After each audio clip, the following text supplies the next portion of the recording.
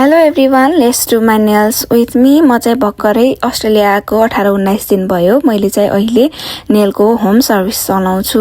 यदि हजुरहरूलाई कसैलाई नेल्सहरू गर्नु मन छ भने मलाई डाइरेक्ट म्यासेज गर्नुहोला। अहिले चाहिँ भर्खर सुरुवात भएर चाहिँ मैले अफर प्राइसमा नै गरिदिएको छु।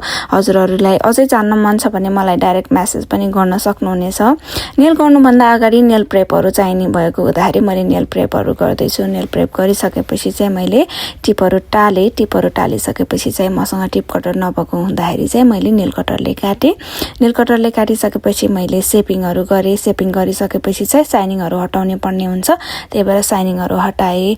टिप लाइनहरू प्लेन गरेँ अनि मैले बफिङ गरिसकेको थिएँ, त्यही भएर चाहिँ मैले सनस्क्रिन अप्लाई गरेँ। त्यस पछाडि डिहाइड्रेटर प्राइमर एयर ड्राई हुन्छ भने बेस कोट चाहिँ एयर ड्राई हुँदैन, त्यही भएर तपाईँले यसलाई 120 सेकेन्ड क्योर गर्नुहोला। त्यस पछाडि म डाइरेक्ट एप्लिकेसनतिर लागेँ। एप्लिकेसन गरिसकेपछि मैले फेरि फाइलिङ बफिङहरू गरेँ। मैले बेस कोट लगाएको चाहिँ भिडियो बनाउन चाहिँ पाएन, त्यही भएर चाहिँ म डाइरेक्ट एप्लिकेसनतिर लागेँ। फर्स्ट कोट नेल पोलिस लगाएँ र सेकेन्ड कोट पनि नेल पोलिस लगाएर 60 सेकेन्ड क्योर गरिदिएँ।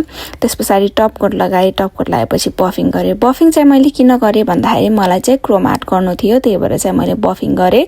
त्यस पछाडि मैले आर्टहरू क्रिएट गरिसकेपछि चाहिँ मैले क्रोम लगाइदिएँ। क्रोम लगाइसकेपछि माथिबाट टप कोट लगाएर 120 सेकेन्ड क्योर गरिसकेपछि फाइनल रिजल्ट चाहिँ यस्तो देखिएको थियो। हजुरहरूलाई कस्तो लाग्यो कमेन्टमा भन्नुहोला।